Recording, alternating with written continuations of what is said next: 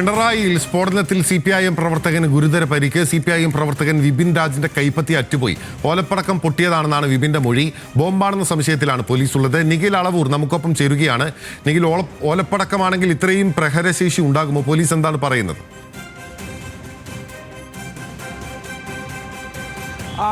ബിനിൽ, ഏതായാലും ഇക്കാര്യത്തിൽ പോലീസ് ഇപ്പോൾ പറയുന്നത് ഇത് ബോംബാണെന്നൊരു സംശയം നിലനിൽക്കുമ്പോൾ പോലും ഓലപ്പടക്കം കയ്യിൽ നിന്ന് പൊട്ടി എന്ന വിപിൻ്റെ മൊഴി മാത്രമാണ് പോലീസിന് മുന്നിൽ ഇപ്പോൾ ഉള്ളത്.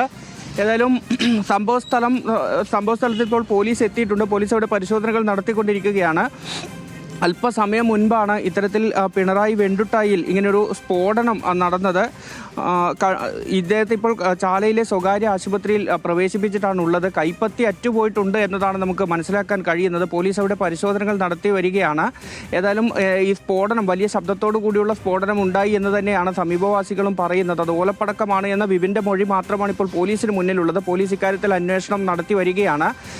നമുക്ക് നിലവിൽ ലഭിക്കുന്ന വിവരമനുസരിച്ച് വിപിൻ പോലീസിനോട് പറഞ്ഞിരിക്കുന്നത് വീട്ടിനടുത്ത് വെച്ച് ഇത്തരത്തിൽ പടക്കം പൊട്ടിക്കാൻ ശ്രമിച്ചു. ആദ്യം ഈ പടക്കം പൊട്ടിയില്ല, പിന്നീടത് കയ്യിലെടുത്ത സമയത്ത് പൊട്ടി എന്നതാണ് വിപിൻ പോലീസിനോട് പറഞ്ഞിട്ടുള്ളതെന്നാണ് നമുക്ക് മനസ്സിലാക്കാൻ കഴിയുന്നത്. അതിനപ്പുറത്തേക്ക് ഇത് ബോംബാണോ എന്നതുൾപ്പെടെയുള്ള കാര്യങ്ങളിൽ പോലീസിന്റെ അന്വേഷണം നടന്നു വരികയാണ്.